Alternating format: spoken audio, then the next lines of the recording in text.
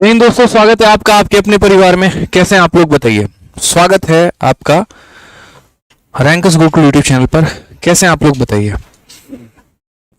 बहुत शानदार भाई, सारे के सारे मेरे दोस्त लाइव हैं और बहुत ही मजे की बात है भाई, बहुत शानदार। तो आज जैसे कि मैं आपको हमेशा कहता हूं कि जैसे हमारा एक भी टॉपिक खत्म होगा उसके बाद हम लोग तुरंत एक अच्छा सा मॉक टेस्ट करेंगे, जिसके माध्यम से एक बार हम कंप्लीट चैप्टर को सभी को हम कवर अप करने वाले हैं।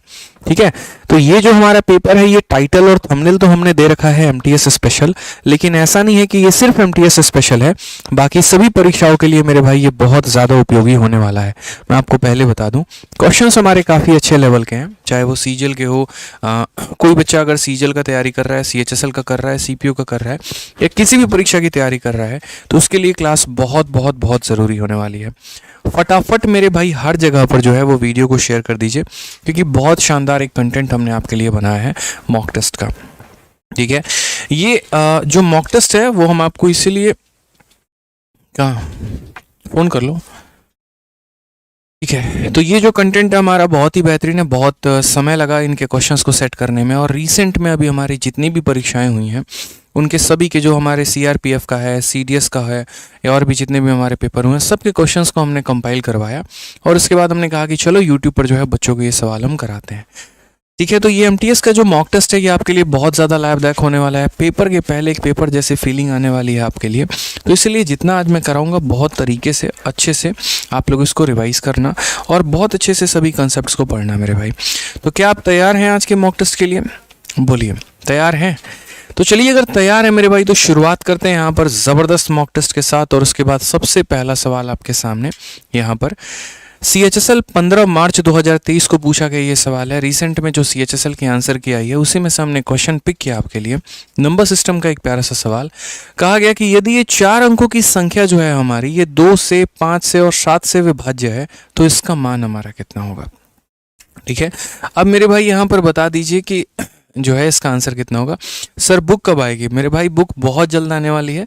एक हफ्ते के अंदर आप लोगों को जो है कुछ ना कुछ गिफ्ट हमारी तरफ से ज़रूर मिलेगा। ठीक है, बहुत शानदार मेरे भाई। तो चलिए आ जाइए, सवाल को देखिए। यहाँ पर 4 अंकों की हमारी ये संख्या है और 2, 5 और 7 से विभाज्य है, तो इसका मान हमसे पूछा गया है। बताइए फटाफट। ठीक है, अब देखो एक छोटी सी बात को सीखो आप लोग। जो संख्या मेरे भाई यहाँ पर हमारा 2 से भी जाएगा, 5 से भी जाएगा और 7 से भी जाएगा, इसका मतलब वो संख्या हमारी कितने से जाएगी? तो देखो यहाँ इनके एलसीएम से ज़रूर जाएगी। इनका एलसीएम कितना हो गया? तो 2 × 5 10 और 10 × 7 यानी 70 मेरे भाई। तो जो संख्या 2 से जाएगी, 5 से जाएगी और 7 से जाएगी, यानी वो 70 से भी जाएगी। और जो संख्या मेरे भाई 70 से जाएगी, इसका मतलब वो 7 और 10 दोनों से जाने वाली है। सीधा सा हिसाब किताब है। जो भी संख्या हमारा 10 से जाता है, यानी उसका इक्याइक अंक का कितना होना जरूरी है? 0 होना बहुत ज़रूरी है। तो हमने यहाँ पर कहा कि भाई ये 48 AB है हमारा। ठीक है, हमें एक ऐसी संख्या चाहिए जो हमारा 2 से भी जाए, 5 से भी जाए और 7 से भी। जो संख्या 2 और 5 से जाती है, इसका मतलब वो संख्या 10 से जाती है। और दुनिया की जितनी भी संख्या जो 10 से विभाजित होती हैं, उनके इक्याइक अंक कितना होता है? 0 होता है। इसीलिए हमने यहाँ पर कंफर्म कर लिया।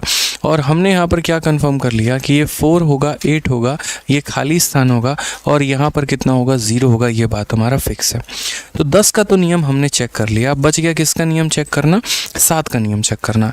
जो भी संख्या हमारी 7 से जाती है वो 7 से हमारी कंप्लीटली डिविजिबल होनी चाहिए।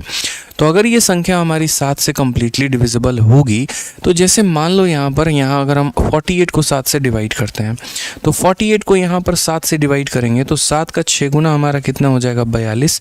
यहाँ कितना बचने वाला है? 6। यानी यहाँ रिमाइंडर के तौर पे 6 बचेगा। तो मुझे यहाँ कितना रखना होगा, मुझे ये बताओ। ठीक है, मैं यहाँ पर कितना रखूँगा कि ये संख्या हमारी 7 से चली जाएगी? तो मुझे यहाँ पर 3 रखना होगा। इसीलिए क्योंकि 7 का 6 गुना 42, फिर 6 और 3 63, और 7 का 9 गुना कितना होता है?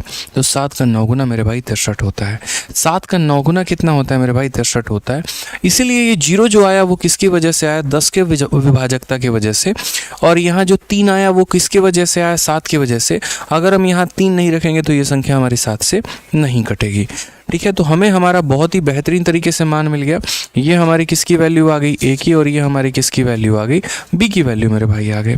अब क्वेश्चन में अगर हम बात करते हैं तो हमें यहाँ पर क्या कहा गया, हमें यहाँ पर कहा गया कि 10a माइनस b का मान बताइए। तो एक बात बताइए, a की वैल्यू हमारी कितनी है, 3 है, तो 10 का 3 गुना कितना हो जाएगा, 30 माइनस 0, यानी करेक्ट आंसर 30 हो जाएगा। कौन सा ऑप्शन हो जाएगा, ऑप्शन नंबर सी, चाचा विधायक हैं, इज द करेक्ट आंसर हो जाएगा। ठीक है, समझ में आ गया मेरी बात को भाई। बहुत ही प्यारा सवाल है यहाँ पर, ये बहुत ही तगड़ा सवाल है, ध्यान रखिए आगे। चलिए आ जाइए, नेक्स्ट क्वेश्चन हमारा औसत का है आप लोगों के लिए। ये बताइए, CHSL 15 मार्च 2023, CHSL 15 मार्च 2023 का बहुत ही प्यारा क्वेश्चन है, बताइए जल्दी से क्या बोलेंगे। बोलेंगे सर, एक सोसाइटी के 120 सदस्यों की औसत आयु 62.5 वर्ष है। 30 नए सदस्यों को शामिल करने पर औसत आयु 58.5 वर्ष हो जाती है, या 58.2 वर्ष हो जाती है।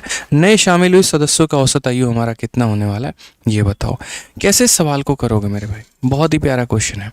ठीक है, औसत में क्या होता है कि जब एक ग्रुप का हमें औसत दे दे, उसके बाद हमारा दूसरा ग्रुप का भी औसत दे दे और टोटल का पूछे, या फिर ऐसा होता है कि एक ग्रुप का हमारा औसत आयु दे दे, टोटल का हमारा औसत आयु दे दे, और दूसरे वाले ग्रुप का हमारा औसत पूछे, हम उसे कैसे टैकल करेंगे। तो हम आपको ये बात बताते हैं, देखिए सॉल्व करना सिखाते हैं।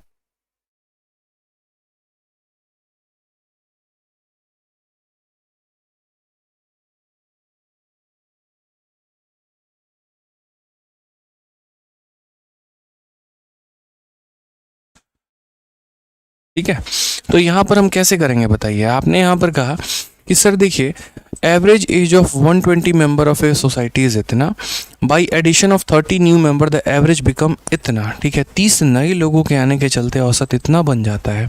तो average age of newly joint member, आप इस सवाल को औसत के भी कंसेप्ट से कर सकते हैं, आप इस सवाल को डेविएशन के माध्यम से भी कर सकते हैं, आप इस सवाल को बेसिक से भी कर सकते हैं। ठीक है, ऐसा नहीं है। तो यहाँ पर हम समझते हैं छोटी सी बात को, जैसे मैं आपको डेविएशन सिखा रहा हूँ वो थोड़ा समझिएगा। डेविएशन में क्या होता है, एक तरफ हम यहाँ डेटा लिखते हैं और दूसरी तरफ हम यहाँ क्या लिखते हैं, या एलिगेशन से भी आप इसे कर सकते हैं, कोई परेशानी की बात नहीं है, आप एलिगेशन से भी कर सकते हो। एलिगेशन का मतलब हम कहाँ कंसेप्ट यूटिलाइज करते हैं वो समझो। जैसे मान लो मेरे भाई, मैं यहाँ पर बोलूँ किसी क्लास में लड़कों का औसत कितना है, 30 है, लड़कियों का औसत कितना है, 20 है, और टोटल क्लास का औसत हमारा कितना हो गया, तो मान लीजिए 28 है। तो यहाँ लड़कों तथा लड़कियों का जो है हमारा रेशियो कितना होगा। तो उस केस में हम यहाँ क्या करते हैं, 30 में से 28 घटा दिया 2 आ गया, 28 में से 20 घटा दिया 8 आ गया। तो यहाँ पर उनकी संख्या का अनुपात कितना होता है, 4:1 हो जाता है। यानी कभी भी किसी भी सवाल, जैसे ये सारे सवाल आपने देखे, तो क्या होता है, जो भी डेटा जहाँ पर 2 लोगों से कोई चीज़ मिलकर बनी है वहाँ हम एलिगेशन लगा सकते हैं। जैसे लड़कों का औसत, लड़कियों का औसत, पूरे क्लास का औसत। उसी तरीके से अगर हम इस सवाल में देखें ना, तो इस सवाल में अगर हम देखेंगे यहाँ क्वेश्चन में, तो क्या कहा है, 120 लोगों का औसत दे रखा है, कितना, 62.5। तो हम यहाँ पर क्या बोलेंगे, तो हम यहाँ पर ये बात बोलेंगे सर कि ये हमारे पास कितने लोग हैं, तो 120 लोग हैं, और इनका औसत हमारा कितना है, तो इनका औसत हमारा 62.5 है। उसके बाद कहा है 30 नए लोगों को आपने जोड़ा है, 30 नए लोगों को जोड़ा है, और ये 30 नए लोगों का औसत हमारा कितना है, तो x है, जिसके चलते पूरे के पूरे क्लास का जो औसत है वो हमारा हो जाता है 58.2। यानी कितना हो जाता है, तो 58.2 मेरे भाई हो जाता है। समझ गए यहाँ पे कितना हो जाता है, तो 58.2 हमारा हो जाता है। हमें यहाँ पर जो है इस x का मान पूछा गया कि इस x का मान कितना होगा। हमने कहा ठीक है हम बताएंगे।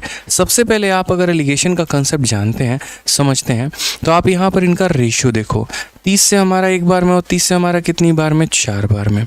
बच्चा भी ये बात बता देगा। 62.5 में से 58.2 को अगर आप माइनस करते हैं तो मेरे भाई ये कितना होने वाला है, तो 4.3 होने वाला है। बड़ा वैल्यू में से छोटा वैल्यू घटा दो, इतना आएगा। अगर एक यूनिट के लिए मेरे भाई इतना आप लिख रहे हैं, तो 4 यूनिट के लिए आपको कितना लिखना पड़ेगा, तो आप इसका 4 गुना करो। तो आप इसका 4 गुना करोगे ना, तो 4 का 4 गुना 16, 4 × 3 12, 1.2 यानी 17.2 मेरे भाई क्या हो जाएगा, 17.2 हो जाएगा। अब अगर कायदे से आप देखेंगे, इसमें से आपने इसको जोड़ा है तो आपको ये आया है, इसमें से आपको ये घटाना होगा तो मेरे भाई x की वैल्यू निकल कर आ जाएगी। यानी x की वैल्यू जो होगी वो हमारी कितनी होगी, तो बोलोगे सर 58.2 में से जो है 17.2 को आप घटा दीजिए, कुल मिलाकर जो है सर 41 हमारा आंसर आ जाएगा। कौन सा ऑप्शन हो जाएगा, option number D for Devasena. तो इस सवाल को अगर सॉल्व करना आप चाह रहे थे और यदि आप एक बेहतर अप्रोच तलाश कर रहे थे, तो इससे बेस्ट मेरे भाई कोई मेथड आपको नहीं मिलता। बहुत कम कैलकुलेशन के साथ आपने इस सवाल को लपेट दिया। तो देखा आपने, जैसे यहाँ 120 बच्चों का औसत हमने इतना मान लिया था, 30 बच्चों का औसत हमने यहाँ इतना मान लिया था, पूरी क्लास का हमारा औसत इतना निकल के आ गया था। इनका डिफरेंस देखा तो 4.3, एक यूनिट की वैल्यू इतनी है तो 4 यूनिट की वैल्यू हमारी इतनी हो जाएगी। इसमें से हम इसे जोड़ते हैं तो ये आता है। तो एलिगेशन में रिवर्स होता है, अगर एक तरफ आप जोड़ रहे हैं तो दूसरी तरफ क्या करना पड़ेगा, घटाना पड़ेगा। तो इसीलिए इसमें से इतना जोड़ा तो ये वैल्यू आ गया, इसमें से इतना घटाओगे तो मेरे भाई x का मान निकल कर आ जाएगा और वो हमारा क्या होगा, करेक्ट आंसर होगा। ठीक है, कोई दिक्कत की बात यहाँ पे, चलिए आ जाइए नेक्स्ट क्वेश्चन देखते हैं। देखिए MTS का ही आपका रिसेंट में पूछा गया सवाल है, 12 जुलाई 2022। अभी देखो MTS का हमारा पेपर होने वाला है और ये पेपर में जो है यहाँ पर ध्यान दीजिएगा। ठीक है, अब थोड़ा MTS का लेवल काफ़ी ज़्यादा बढ़ चुका है। पहले की अगर हम तुलना की बात करें यहाँ पर, तो आप देखेंगे अभी के जो नंबर सिस्टम के सवाल हैं वो भी काफ़ी अच्छे पूछे जाते हैं, मेंसुरेशन के जो हमारे सवाल हैं वो भी काफ़ी अच्छे पूछे जाते हैं। ठीक है, तो छोटी छोटी बातों का हमें ध्यान रखना है कि जब हमारा पेपर में इस तरीके से क्वेश्चन आ रहा है तो हम भी थोड़ा सा अपने लेवल को जो है वो बढ़ा कर चलें। जैसे यहाँ पर एक क्वेश्चन में कहा, the slant height and the radius of a right circular cone are 11 and 6 respectively, curve surface area of the cone. जितने बच्चे MTS का पेपर दे रहे हैं उनके लिए एक छोटी सी सलाह है मेरी, और वो ये है मेरे भाई कि MTS में मेंसुरेशन से दबा कर क्वेश्चन पूछे जाते हैं। तो इसीलिए मेंसुरेशन को बहुत तरीके से पढ़िए, बहुत तसल्ली से पढ़िए, उसके एक एक फॉर्मूले को रिवाइज करिए। और फॉर्मूले के लिए मेरे भाई मैंने आपको सीधा बता रखा है कि अगर आपको भारत में कोई भी वनडे कॉम्पिटिटिव एग्जाम निकालना है और आपको कभी कम समय में मैथ्स को पूरा का पूरा रिवाइज करना है तो ये सबसे बेस्ट बुक है आपके लिए, मैथ्स की हमारी ब्रह्मास्त्र। ठीक है, इस किताब में कंप्लीट फार्मूला है, कंप्लीट फार्मूला। ठीक है, जिसमें पूरा एडवांस मैथ्स ही मैंने स्टार्ट किया है। पहले ज्योमेट्री हो गया, फिर उसके बाद मेंसुरेशन हो गया, और इस तरीके से करके, ताकि मेरे भाई यहाँ पर जो है आप काफ़ी चीज़ों को बहुत बेहतर तरीके से रिवाइज कर पाएँ। ठीक है, आप इसे फ्लिपकार्ट से भी मंगा सकते हैं, अमेज़न से भी मंगा सकते हैं, और इसकी PDF भी मैंने टेलीग्राम पर डाउनलोड दे दी है, तो वहाँ से भी डाउनलोड करके पढ़ सकते हैं। मतलब आपकी सुविधा के लिए मैंने हर चीज़ दे रखा है, तो यहाँ पर जो है बढ़िया तरीके से आप पढ़ाई कर सकते हैं। मैं ये नहीं कह रहा हूँ कि आप बुक मंगा कर ही पढ़िए, लेकिन कम से कम PDF को आप चाहो तो खुद से प्रिंट आउट करवा लो, फोटोकॉपी करवा लो, या PDF से मेरे भाई पढ़ लो, ताकि यहाँ पर काफ़ी कम समय के अंदर रिवाइज कर पाओ। आज भी मैंने ऑफलाइन में बच्चों को कहा कि रोज़ सुबह 10 से 15 मिनट जो है आप लोग फार्मूला बुक को दीजिए, क्योंकि ज्योमेट्री के जितने भी हमारे इंपॉर्टेंट थ्योरम हैं, जितने भी हमारे आइडेंटिटी हैं, वो सारे के सारे इस बुक में दे रखे हैं, और कई बार रिविजन करने के बाद ही आप उनको याद कर पाएंगे, क्योंकि इतने सारे प्रॉपर्टी हो जाते हैं कि हर किसी को याद रखना बहुत मुश्किल हो जाता है, और उस केस में आता हुआ चीज़ भी आप छोड़कर पेपर में चले आते हैं। तो वैसी गलती आपको नहीं करनी है। ठीक है, आ जाइए। तो क्वेश्चन में क्या कहा, स्लैंट हाइट और रेडियस दे रखा है हमारे कोन का, और वो हमारा कितना है, तो 11 है और 6 है। कर्व सरफेस एरिया हमारा कितना होगा। हमने कहा ठीक है सर, हमारे पास एक कोन के बारे में बात कही गई है, तो सबसे पहले यहाँ पर देखेंगे तो जैसे ये हमारा शंकु होता है ना, और ये शंकु में हमारा क्या हो जाता है, तो ये उसका रेडियस हो जाता है, ये इसका हाइट हो जाता है, और ये इसकी स्लैंट हाइट हो जाती है। अगर हम बात करते हैं तो स्लैंट हाइट की वैल्यू हमारी कितनी है, 11 है। उसके बाद हमारा रेडियस का मान कितना दे रखा है, 6 दे रखा है, और ये हमारा क्या हो जाएगा, तो हाइट हो जाएगा। ठीक है, क्या इस क्वेश्चन में हमें हाइट की आवश्यकता है, पहले आप ये देखो, तो बोलोगे नहीं सर हाइट की कोई आवश्यकता ही नहीं है, बहुत शॉर्ट सा क्वेश्चन है, कर्व सरफेस एरिया पूछा गया है, और एक कोण का जो हमारा कर्व सरफेस एरिया होता है, वक्र पृष्ठ क्षेत्रफल होता है, वो pi into R into L होता है। यानी पाई के जगह पाई होगा, रेडियस के जगह 6 होगा, स्लैंट हाइट के जगह 11 होगा, कुल मिलाकर आंसर 66 पाई आ जाएगा। तो हाइट निकालने की आवश्यकता भी नहीं है इस सवाल में। क्लियर है मेरे भाई ये बात। आज ये चलिए अगला सवाल पढ़ते हैं। अगला सवाल हम देखते हैं यहाँ पे। नेक्स्ट क्वेश्चन हमारा इस बार के CDS में पूछा गया है 16 अप्रैल 2023। अभी जो है आपका 8 दिन पहले ये पेपर का आंसर किया है। देखो आज 24 तारीख है और 16 तारीख को हमारा CDS का पेपर हुआ था, उसी के आधार पर मैं आपको करा रहा हूँ, यानी पिछले संडे को। ठीक है, CDS के सभी क्वेश्चंस को मैं आप लोगों के मॉक टेस्ट के माध्यम से या जो चैप्टर हमारा चल रहा होगा उन सभी चैप्टर्स में उन क्वेश्चंस को इंक्लूड करके मैं आप लोगों के लिए करा दूंगा। ठीक है, तो सबसे पहला सवाल यहाँ क्या है वो देखिए। 10,000 रुपये की राशि पर 2 सालों के लिए 20% प्रतिवर्ष अर्धवार्षिक रूप से संयोजित साधारण ब्याज और चक्रवृद्धि ब्याज के बीच का अंतर पूछा है। बड़ा प्यारा सवाल। What is the difference between simple interest and compound interest on rupees 10,000 for 2 year at 20% per annum compounded half yearly? बहुत अच्छा सवाल है यहाँ कि हमसे डिफरेंस पूछा है और किसका पूछा है, तो सिंपल इंटरेस्ट का और कंपाउंड इंटरेस्ट का।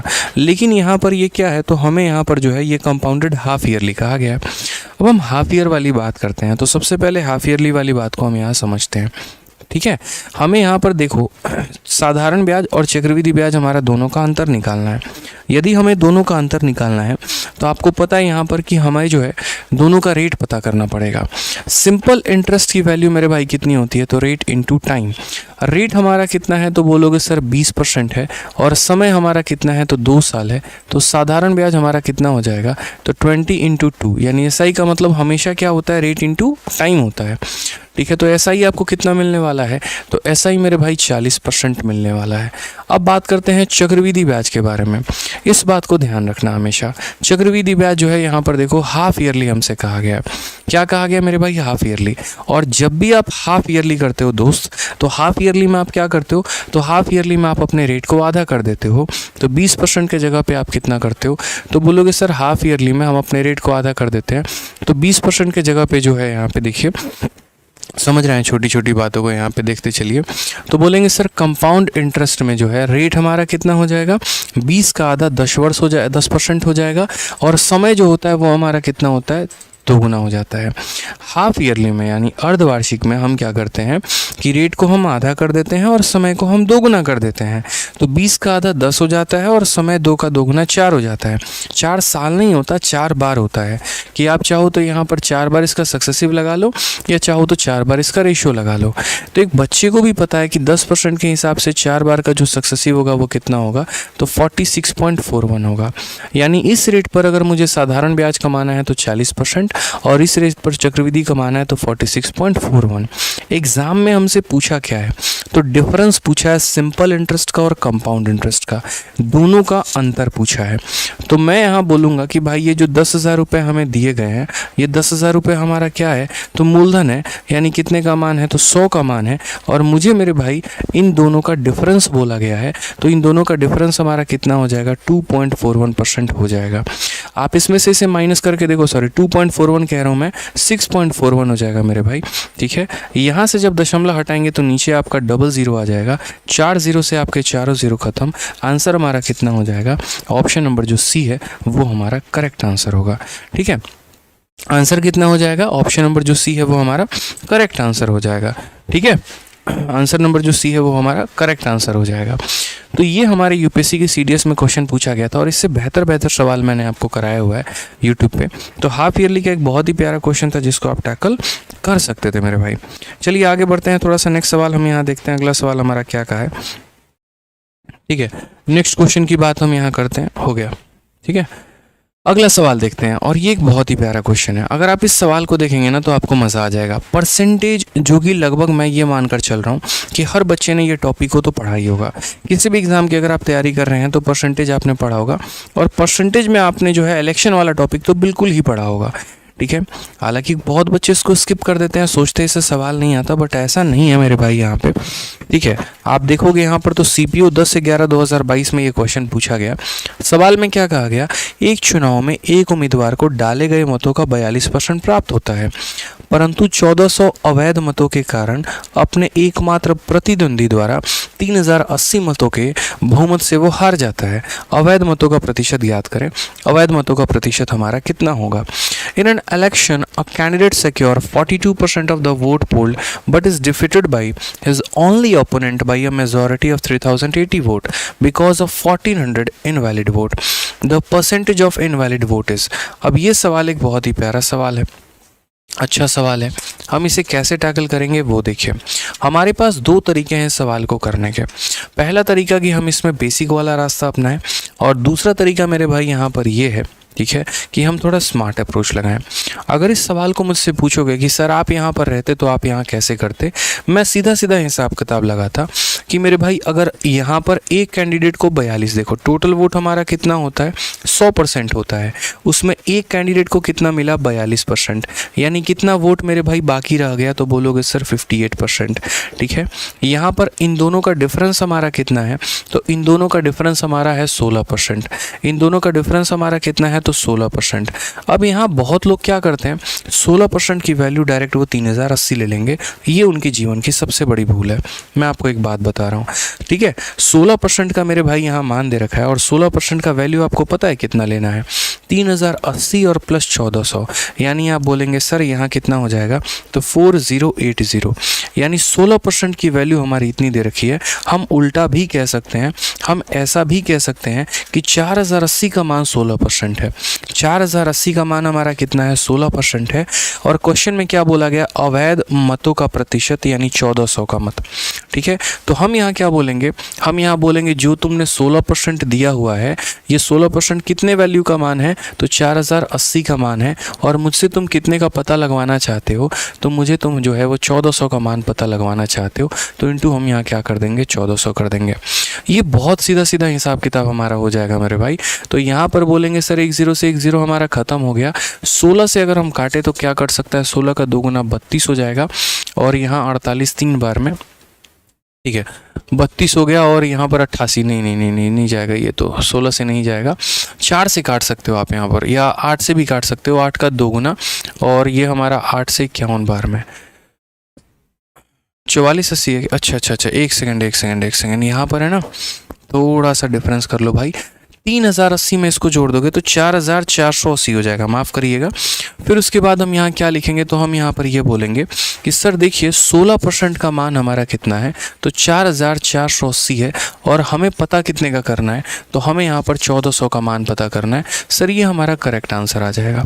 ठीक है, अगर हम यहाँ देखते हैं तो 0 से हमारा 0 ख़त्म हो जाएगा यहाँ पर, और उसके बाद अगर आप काटोगे और किसी से कटेगा तो क्या, तो बिल्कुल हम 16 से इसे काट सकते हैं, 16 का 2 गुना हमारा 32 हो जाएगा। ठीक है, फिर 16 का 8 गुना 28 हो जाएगा, और इससे अगर हम काटते हैं तो मेरे भाई 5% हमारा करेक्ट आंसर आ जाएगा। तो जितने बच्चे ऑप्शन नंबर सी आंसर दे रहे थे सबका आंसर गलत है। सही उत्तर क्या होगा, तो ऑप्शन नंबर हमारा ए होगा मेरे भाई। सही ऑप्शन क्या होगा, तो ऑप्शन नंबर जो होगा वो हमारा ए होगा। जिस बच्चे को क्लियर नहीं दिख रहा है मेरे भाई, वो थोड़ा HD क्वालिटी में देखो, अच्छे तरीके से दिखेगा। तो हमने सवाल में आपको क्या दिया, तो हमने सवाल में ये कहा आपसे कि 100% वोट था, एक को अगर 42 मिला तो दूसरे को 58 मिल गया, दोनों का डिफरेंस कितना 16%, दोनों का डिफरेंस कितना मेरे भाई 16%, और ये 16% हमारा दोनों का डिफरेंस है। उसके बाद क्वेश्चन में कहा है इतने हमारे जो है वो इनवैलिड थे, सॉरी इतने वोट जो है वो उससे हार गया है, और इतना इनवैलिड था। तो आपको एक शॉर्ट ट्रिक मैं आपको बता के चल रहा हूँ, और वो शॉर्ट ट्रिक यहाँ पर क्या है कि इन दोनों का जो डिफरेंस निकल कर आएगा ना, वो बराबर होगा इन दोनों के सम के, यानी 4080 के, 4480 के, माफ़ करिएगा 4480 के। तो ये जो हमारा 4480 है, ये कितने परसेंट का मान है, 16% का।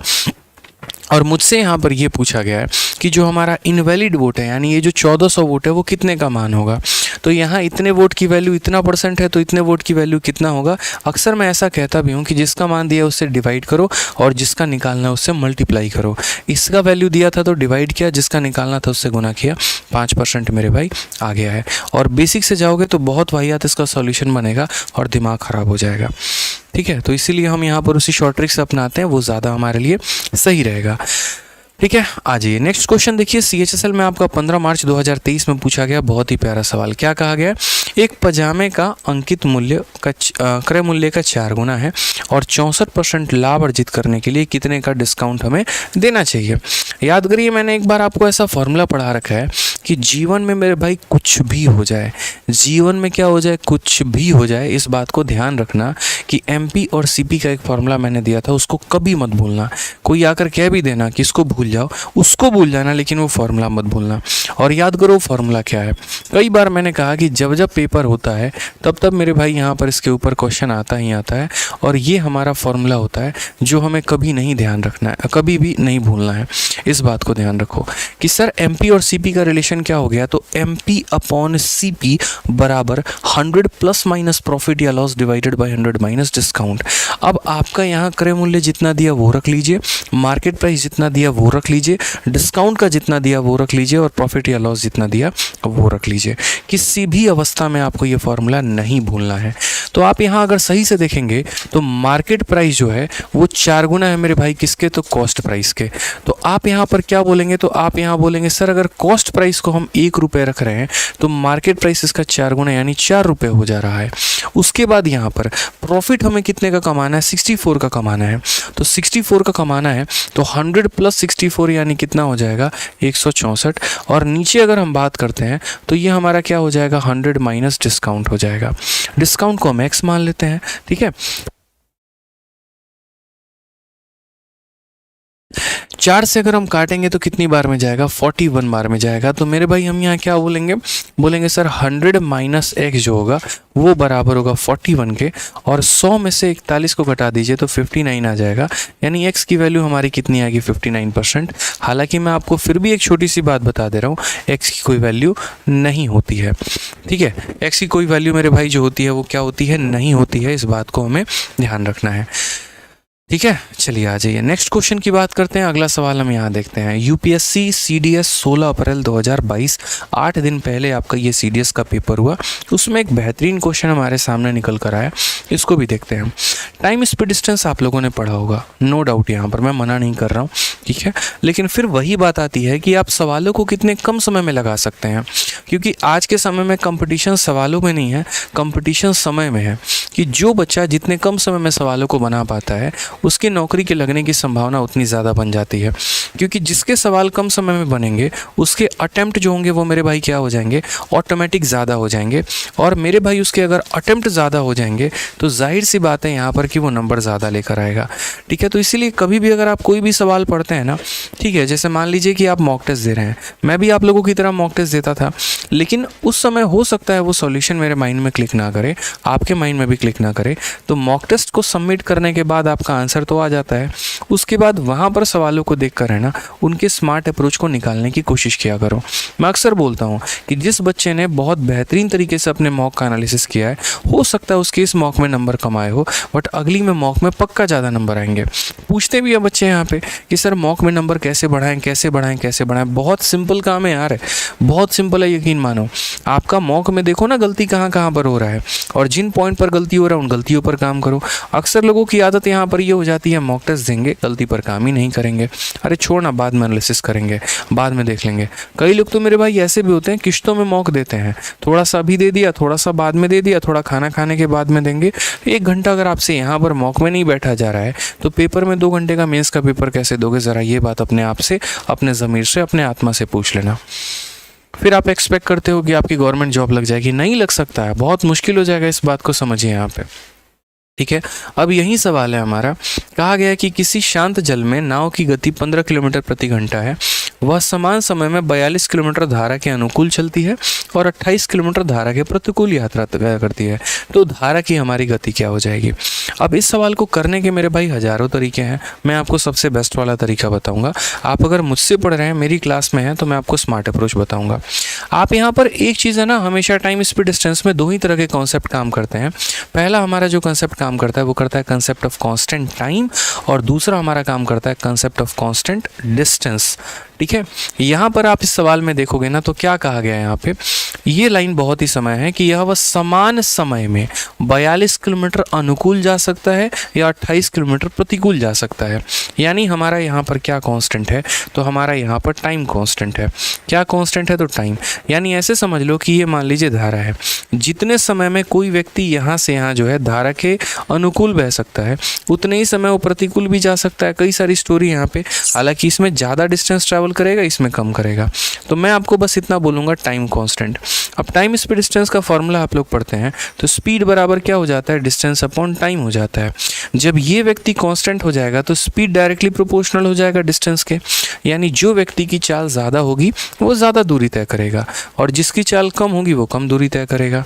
तो यहाँ पर हम क्या करते हैं कि हमारा टाइम कांस्टेंट था, तो टाइम कांस्टेंट था तो हम रेशियो ले लेते हैं। और रेशियो हम किसका ले लेते हैं, तो जैसे यहाँ देखो डाउन का और अप का, स्पीड का मेरे भाई। अगर हम स्पीड की बात यहाँ करेंगे तो यहाँ कहा गया it can travel, sorry distance का रेशियो दे देते हैं, डिस्टेंस का रेशियो। तो डिस्टेंस में कहा गया it can travel 42 kilometre down stream and 28 kilometre up stream. तो 48 यहाँ पर जो है 42 डाउन जा सकता है, 28 अप जा सकता है।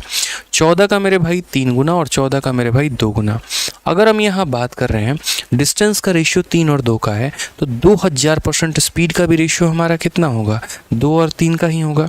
इस बात को ध्यान रखिए, क्योंकि मैंने कहा जब टाइम कांस्टेंट होता है तो जो रेशियो डिस्टेंस का होता है वो हमारा किसका होता है, स्पीड का। अगर डिस्टेंस का रेशियो 3 और 2 का है तो मेरे भाई स्पीड का भी यही रेशियो होने वाला है, 3 और 2 का ही होने वाला है। अब आप ऐसे समझ लीजिए, जैसे आप एक्स के ही मन में मान लीजिए कि आपका डाउन का रफ्तार 3 है और अप का रफ्तार आपका कितना है मेरे भाई, 2 है। तो यहाँ पर नाव की स्पीड क्या होती है, पढ़ाया गया था या नहीं पढ़ाया गया था, बताना ज़रा यहाँ पर कि अगर नाव की रफ्तार निकालनी है तो ये दोनों को जोड़कर आधा कर दो, तो 3 और 2 5, 5 का आधा कितना हो जाएगा, 2.5 यूनिट।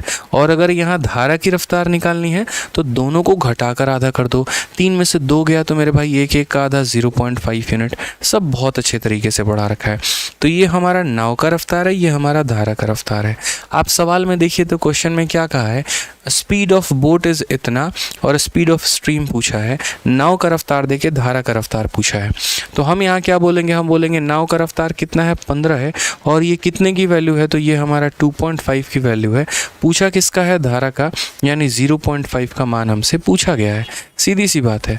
तो अगर हम यहाँ बात करेंगे दशमलव से दशमलव हटा दो, 5 से 5 बार में और 5 से मेरे भाई 3 बार में, तो करेक्ट आंसर कितना हो जाएगा, 3 किलोमीटर पर आवर। तो मैंने कहा ना कि इस सवाल का हम आपको बेस्ट अप्रोच बताएंगे कि हमारा बेस्ट अप्रोच क्या होगा। तो सबसे बढ़िया जो रहता वो ये रहता कि हम यहाँ डिस्टेंस का रेशियो लेते, जो रेशियो हमारा डिस्टेंस का आता वही रेशियो हमारे स्पीड का भी हो जाता। तो स्पीड का रेशियो कितना हो जाता, 3:2। यहाँ पर नाव की रफ्तार 1.5 हो जाती, धारा की रफ्तार नाव की रफ्तार 5, 5 का आधा 2.5 हो जाता, और धारा का रफ्तार 1 का आधा यानी 0.5 हो जाता। 2.5 की वैल्यू दी है, 0.5 का वैल्यू पूछा है, खेल खत्म वहीं पे। ठीक है, मना कर दिया ना, मना कर दिया।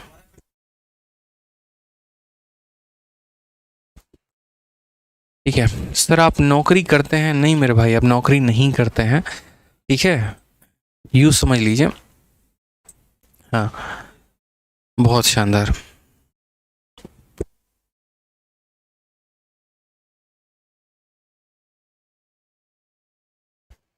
क्लियर है मेरे भाई, यहाँ पर बहुत शानदार। तो वीडियो को लाइक करते रहिए और हर जगह पर जो है वो शेयर करते रहिए तरीके से, तसल्ली से मेरे भाई। आ जाइए, चलिए नेक्स्ट क्वेश्चन की बात यहाँ करते हैं। Each side of a square is 12 centimeter long. The perimeter of this side is equal to perimeter of a rectangle whose length is 16 centimeter. What is the area of this rectangle? बहुआ सवाल, सीधे सा बात है, MTS का पूछा गया कि एक वर्ग की प्रत्येक भुजा 12 सेंटीमीटर लंबी है। इस वर्ग का परिमाप आयत के परिमाप के बराबर है जिसकी लंबाई 16 मीटर है। तो आयत का क्षेत्रफल कितना होगा? मुझे एक बात बताओ, यहाँ पर एक स्क्वायर दे रखा और एक रेक्टेंगल दे रखा है। स्क्वायर की साइड हमारी कितनी है, तो 12 सेंटीमीटर है।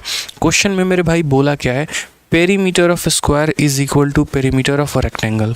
तो मेरे भाई स्क्वायर का पेरीमीटर कितना होता है? तो बोलोगे सर स्क्वायर का पेरीमीटर 4a होता है, और रेक्टेंगल का पेरीमीटर कितना होता है, तो 2 × l प्लस मेरे भाई b होता है। अगर हम यहाँ देखेंगे तो हम यहाँ सवाल में पढ़ेंगे तो क्या कहा गया मेरे भाई, स्क्वायर की भुजा 12, तो 12 का 4 गुना कितना हो गया, 48 हो गया। ठीक है, यहाँ पर ये चाहे 2 से आप इसे काट लो 2 बार में मेरे भाई, सबसे बढ़िया यहीं पर रहेगा। उसके बाद स्क्वायर की भुजा कितनी है, तो बोलोगे सर 12, 12 का 2 गुना कितना हो गया, 24, बराबर हमारा लेंथ कितना है, तो लेंथ हमारा 16 है और ब्रेथ कितना है, तो b है। यहाँ पर अगर हम देखेंगे 24 से 16 हमारा 8 आ गया, ये हमारा क्या निकल कर आ जाएगा, ब्रेथ निकल कर आ जाएगा। क्वेश्चन में हमसे ब्रेथ नहीं पूछा है भाई, क्वेश्चन में हमसे बोला गया एरिया ऑफ रेक्टेंगल, कि वो जो आपका आयत है उसका क्षेत्रफल कितना होगा। तो बहुत आसान सवाल है। एरिया की अगर बात करते हैं तो क्या हो जाएगा, लेंथ इंटू ब्रेथ। लेंथ हमारा 16 है और ब्रेथ हमारा 8 है, यानी 16 8 128 हमारा करेक्ट आंसर आ जाएगा। ऑप्शन नंबर ए जो होगा वो हमारा बिल्कुल सही उत्तर होगा। तो एक आधा क्वेश्चन जो है वो मैंने आप लोगों को शॉर्ट में भी दे रखा है, आपको उसके आधार पर भी, ताकि आप लोगों का जो मज़ा है वो बनता रहे। तो यूपीएससी CDS से लेकर MTS तक के सारे क्वेश्चंस आपको मौजूद हैं। ठीक है, प्रैक्टिस करते रहिए मॉक टेस्ट में। और ये जो आंसर का सिलसिला है ना, ये रुकना नहीं चाहिए। आज मैं देख रहा हूँ आंसर के रेट काफ़ी कम है, काफ़ी कम बच्चे आंसर दे रहे हैं। ये आप लोगों की ये दिखा रहा है ना कि आप लोग लेट के वीडियो देख रहे हो, खा के वीडियो देख रहे हो। मेरे भाई ऐसे नहीं होता है। गणित की क्लास है, मैथ्स की क्लास है, कलम उठाना पड़ता है। अगर आप ये सोच रहे हो ना कि मैथ्स आपके पल्ले पड़े, आपके दिमाग में जाए, आप सीखो, आप उसको बहुत बढ़िया तरीके से स्कोर करो, तो मेरे भाई एक ही सॉल्यूशन है उसका, और वो यहाँ पर ये है कि बस आप सवालों का उत्तर दीजिए खुद से कलम उठा के। समझे या नहीं समझे बताओ? तो अंकित शर्मा, मनीष कुमार, मोहित कुमार, गुड्डू, स्पीड बॉय, भाई सब आंसर देना फटाफट शुरू करो यहाँ पे, ठीक है। आ जाइए, चलिए। एक पेपर हुआ था हमारा, वो पेपर देखिए ज़रा क्या है, दिल्ली पुलिस हेड कांस्टेबल का पेपर। और ये है ना, हेड कांस्टेबल का पेपर वाकई में काफ़ी अच्छे लेवल का था, इस बात को समझिए, ठीक है। ICAR का पेपर हो गया, दिल्ली पुलिस हेड कांस्टेबल का पेपर हो गया, हेड कांस्टेबल मिनिस्टेरियल का पेपर हो गया, CRPF का पेपर हो गया। तो अभी रिसेंट में हाल फिलहाल में ये सारे के सारे हमारे पेपर हुए हैं, और इन सभी पेपर में काफ़ी अच्छे लेवल का मैथ पूछा गया है। साथ में जो भी CDS का पेपर हुआ है उसमें भी काफ़ी अच्छे लेवल का है। मुझे कैसे पता चलता है? क्योंकि जब भी कोई पेपर होता है तो तुरंत जो है मैं उसको टाइप करवा रहा होता हूँ, उसको यहाँ पर जो है अलग अलग अपने क्लासेस में, अलग अलग अपने शीट्स में डाल रहा होता हूँ, अलग अलग बैचेस में जो है वो क्वेश्चन जा रहे होते हैं, इसीलिए मैं हर एक क्वेश्चन के साथ अपडेटेड होता हूँ, ठीक है। और यूट्यूब पर अगर सबसे अपडेटेड आप देखेंगे तो मेरी क्लास होती है, यहाँ पे सारे क्वेश्चंस आपको नए वाले मिल जाते हैं। आज इस सवाल को बताइए यहाँ पर क्या कहा गया। तो 3 ऐड करते हैं अगर 2 नंबर में तो रेशियो इतना हो जाता है, और अगर उन्हीं नंबर से जो है अगर हम 3 को सब्ट्रैक्ट करते हैं तो रेशियो इतना हो जाता है। वो नंबर हमारे कितने हैं? बहुत ही प्यारा सवाल। मतलब सोचिए, कोई संख्या है, अगर हम उसमें 3 जोड़ दे तो इतना बन जाएगा और 3 घटा दे तो इतना बन जाएगा। तो बताइए वो संख्या कितनी है। आप इस सवाल को ऐसे ना करके आप इस सवाल को एक तरीके से रेशियो के कंसेप्ट पर लेकर जा सकते हो। एजेस वाला जो हमारा कंसेप्ट होता है, पढ़ाया ही होगा। जिन्होंने पहले की वीडियो नहीं देखी है, महाभारत बैच की पहले की वीडियो देखो। तो आप यहाँ बोलोगे सर मान लीजिए कि वो 2 संख्याएं x और y के रेशियो में थी, और ये एज का सवाल बना लेते हैं।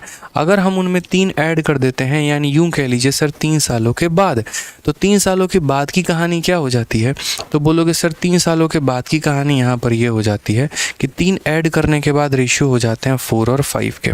और अगर हम इसमें 3 माइनस कर देते हैं या 3 साल पहले चले जाते हैं, अगर हम इसमें 3 माइनस कर दें या 3 साल पहले चले जाएं, तो ये रेशियो हमारा कितना हो जाएगा? 1 और 2 का हमारा हो जाएगा, ठीक है। चूंकि वो 2 नंबर हैं तो उनका गैप तो कभी बदलेगा नहीं।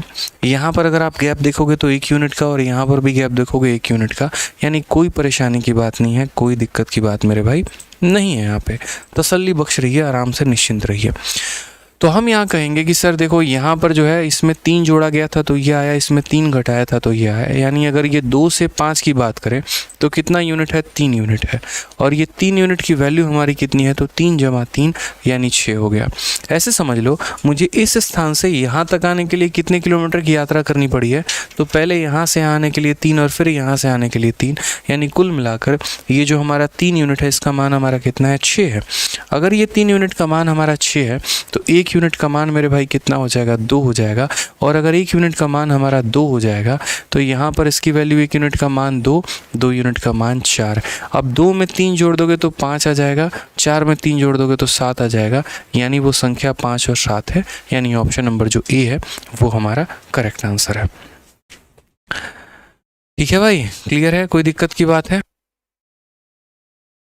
बहुत शानदार भाई, बहुत अच्छे, ज़बरदस्त, शानदार, जिंदाबाद, ज़बरदस्त। रोज़ रात 8:30 बजे आपकी ये क्लास होती है, ध्यान रखिए, और रोज़ रात 8:30 बजे लाइव पहुंचिए, ठीक है।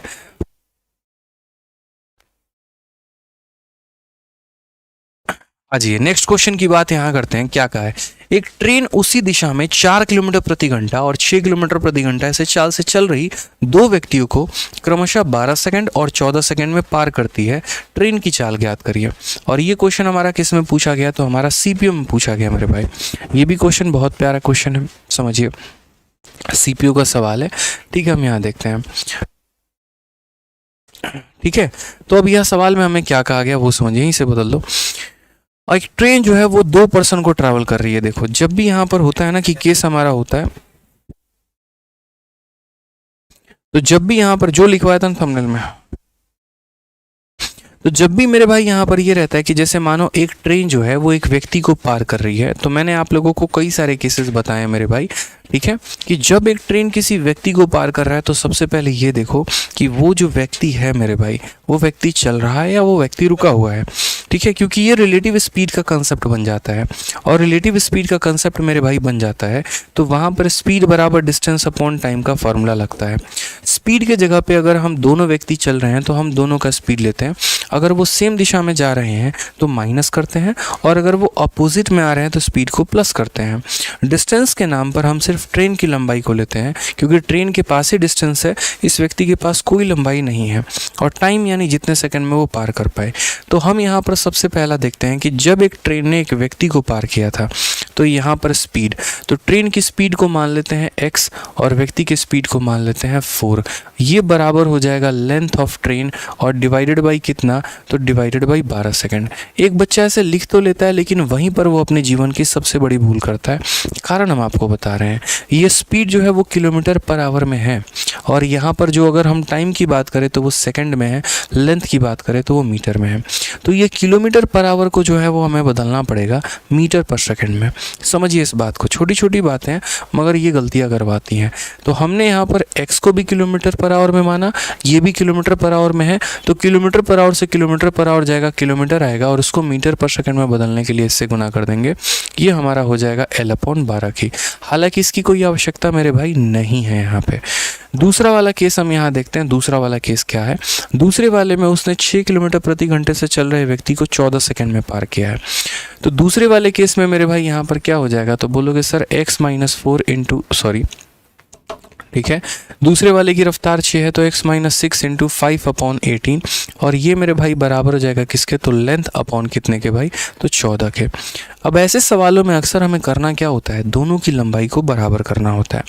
यहाँ पर जो लेंथ की वैल्यू आएगी, इस 12 को अगर हम उधर भेज दें तो हमारा L का वैल्यू आ जाएगा। तो इस 12 को अगर हम उधर भेज देंगे मेरे भाई, तो ये 12 हम कर देंगे तो ये हमारा किसका वैल्यू आ जाएगा, L का। यहाँ 14 को इधर भेज देंगे तो ये हमारा किसका वैल्यू आ जाएगा, L का। तो अगर हम यहाँ 14 भेज दे रहे हैं तो ये हमारा L का वैल्यू इतना है और L का वैल्यू इतना है, तो हम दोनों को बराबर कर सकते हैं। हम क्या कर सकते हैं, दोनों को मेरे भाई बराबर कर सकते हैं, और वो काम हम शुरू में ही कर लेते तो ज़्यादा अच्छा होता। यानी दोनों केस में हम ऐसा कह सकते हैं कि सर दोनों केस में देखो, मैं आपको अब ऊपर वाला नहीं लिखूंगा, मैं डायरेक्ट एक लाइन में लिख दूंगा कि पहले केस में जब एक ट्रेन एक व्यक्ति को पार कर रहा था, और दूसरे केस में भी जब एक ट्रेन एक व्यक्ति को पार कर रहा था, दोनों केस में जो पार किया जा रहा था वो ट्रेन की लंबाई ही थी। यानी दोनों केस में हमारा ट्रेन का जो डिस्टेंस था वो हमारा कांस्टेंट था। तो इतना बकैती ना लिखकर हम यहाँ पर ये भी कर सकते हैं कि सर सबको मिटा देते हैं और मात्र आसान भाषा में लिखते हैं कि सर दोनों केस में जो है डिस्टेंस हमारा बराबर है, और डिस्टेंस का फॉर्मूला क्या होता है, तो स्पीड इनटू टाइम होता है। क्या होता है सर, स्पीड इनटू टाइम। पहले वाले केस में अगर हम बात करें तो ट्रेन की रफ्तार x होगी, व्यक्ति की रफ्तार 4 होगी, और इसको किलोमीटर पर आवर में कन्वर्ट करने के लिए 5/18 से गुना कर देंगे। और टाइम की बात करते हैं तो टाइम 12 सेकंड। दूसरे केस में अगर हम बात करें तो यहाँ पर जो है ट्रेन की रफ्तार x होगी, व्यक्ति की रफ्तार 6 होगी, और 5/18 से गुना करके किससे मेरे भाई मल्टीप्लाई कर दें, तो 14 से मल्टीप्लाई कर दें। इसीलिए मैंने ये लिखा ना, क्योंकि अगर पहले मैं ये लिख देता, बहुत बच्चे इस बात पर कंफ्यूज हो जाते कि आपने ये कैसे लिख दिया। बट आप प्रैक्टिकली सोचो ना, दो अलग अलग केसेस हैं और दोनों केस में सेम डिस्टेंस ट्रेवल हो रहा है। तो पहले वाले का डिस्टेंस स्पीड इनटू टाइम, दूसरे वाले का स्पीड इनटू टाइम। इससे फ़ायदा मेरे भाई यहाँ पर ये हो जाता है, ये पूरा 5/18 इससे कट जाता है, जिससे हमें बहुत सुकून मिलता है। यहाँ पर भी अगर आप कटोगे तो 2 से 6 बार में और 2 से 7 बार में। 6 से गुना करो मेरे भाई तो 6x - 24 हो जाएगा, और अगर 7 से गुना करोगे तो 7x - 42 हो जाएगा। 42 में से 24 जाएगा मेरे भाई, कितना हो जाएगा 18, और 7x में से 6 जाएगा तो x की वैल्यू 18 आ जाएगी। मात्र चंद सेकंड में, चंद लाइनों में आपका आंसर आ जाएगा। ऑप्शन नंबर ए जो है वो हमारा क्या है, करेक्ट आंसर है। ठीक है सर, CGL का बैच कब आएगा आपका? मेरे भाई ऑलरेडी हमारे बैचेस चल रहे हैं, ठीक है, आप एनरोल नहीं है उसमें, यह आपकी गलती है। ठीक है, ऑलरेडी हमारा बैचेस चल रहा है भाई। Sir post preference form 2022 CGL mains 237 marks 31 in computer, you are any chance. अब ये मत पूछो कि कोई चांस बनेगा या नहीं बनेगा, अपना फॉर्म चुपचाप पोस्ट प्रेफरेंस वाला भर लेना। ठीक है, कि 237 मार्क्स है, कंप्यूटर में इतना है और यू आर एनी चांस, तो मैं इसमें अभी कुछ भी टिप्पणी नहीं करूँगा, इस बात को ध्यान रखो। सिंपल इतना बोलूँगा कि आपका जो मन पसंद था, जिस तरीके से आपने सोचा था, अपना पोस्ट प्रेफरेंस भर लीजिए बस। बाकी एक जो है और हम तरीके से वीडियो बनाएंगे पोस्ट प्रेफरेंस के बारे में, जिसमें हम आप लोग को बहुत अच्छे तरीके से गाइड करेंगे भाई, ठीक है। चलो आ जाओ, नेक्स्ट क्वेश्चन की बात करते हैं भाई। अगला सवाल देखो यहाँ पर क्या कहा है। एक समलम चतुर्भुज में समानांतर भुजाओं के बीच का योग हमारा इतना है, ठीक है, और उनका अंतर इतना है, और असमानांतर भुजाओं का अंतर क्रमशः इतना और इतना सेंटीमीटर, इसका क्षेत्रफल कितना होगा। प्यारा सा क्वेश्चन है कि in trapezium the sum and difference between parallel and non parallel, the sum and difference are 15 and 10, मतलब सम कितना है, अगर हम दोनों समानांतर भुजाओं को जोड़ दें तो 15 आएगा, घटा दें तो 3 आएगा, उसके नॉन पैरेलल साइड 4 और 5 है। एरिया बताओ। चलो बताओ, यहाँ पर देखते हैं सबसे पहले जो है एरिया कौन बताता है और कितने शॉर्ट में बताता है, बताइए। चलिए, क्या है आपके पास शॉर्ट तरीका?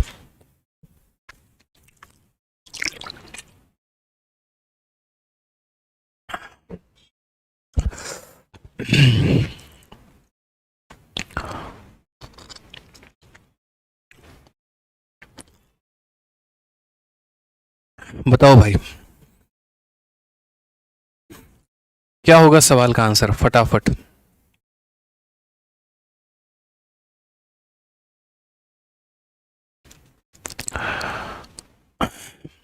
बताइए।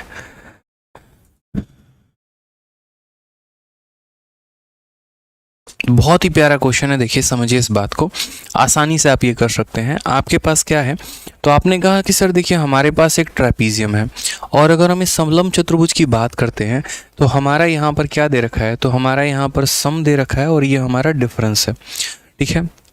यानी अगर मान लीजिए कि इसकी वैल्यू a है और इसकी वैल्यू b है, तो बहुत तसल्ली से अगर आप देखेंगे तो सम की वैल्यू हमारी कितनी है 15 और डिफरेंस की वैल्यू हमारी कितनी है 3 है। मैंने हमेशा आपको एक बात सिखाया है छोटा सा, और वो क्या सिखाया मैंने कि अगर ऐसी स्थिति मेरे भाई बनती है तो a की वैल्यू निकालना है तो दोनों को जोड़ के आधा कर दो, 15 और 3 18 का आधा कितना हो जाएगा 9, और अगर b की वैल्यू निकालनी है दोनों को घटा के आधा कर दो, 15 में से 3 गया तो मेरे भाई 12, 12 का आधा कितना हो जाएगा 6 हो जाएगा।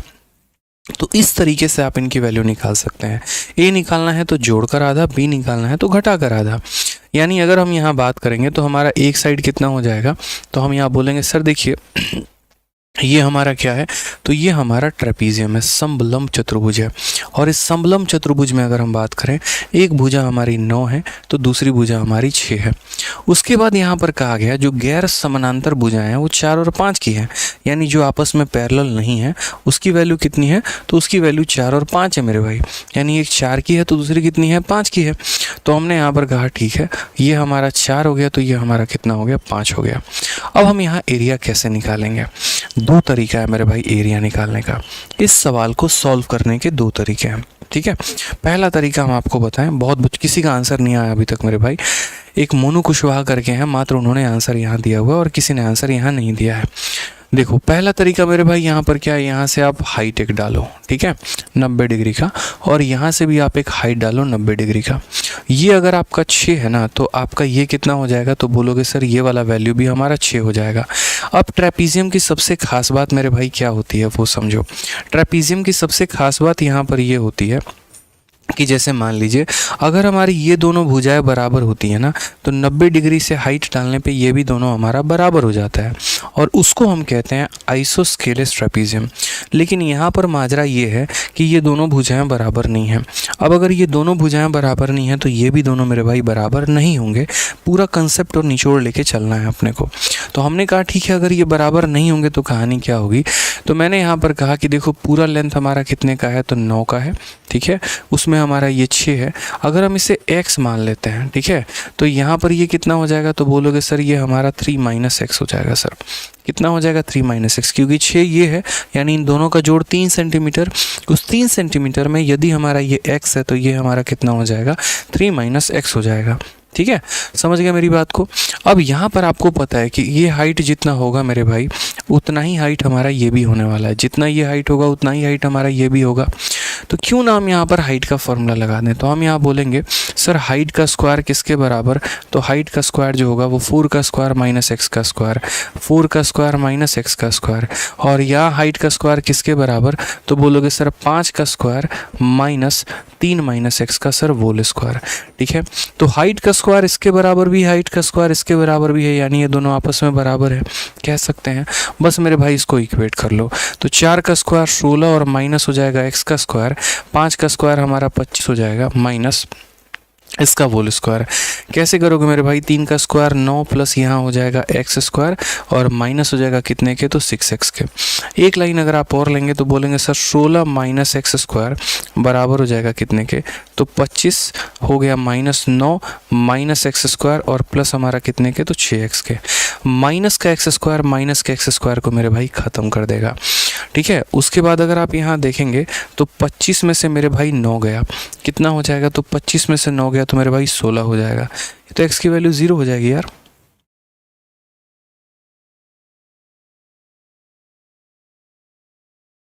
चार का स्क्वायर माइनस एक्स का स्क्वायर बराबर है 5 का स्क्वायर माइनस 3 माइनस एक्स के होल स्क्वायर के, 16 माइनस एक्स स्क्वायर और ये हो जाएगा 3 का स्क्वायर 9 प्लस एक्स स्क्वायर और minus 6x minus 9 minus x square plus 6x।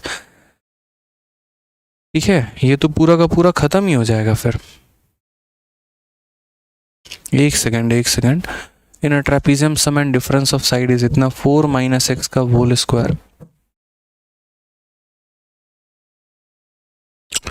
5 का स्क्वायर माइनस इतने का होल स्क्वायर है, 3 का square A square plus B square minus 2ab हमारा हो जाएगा।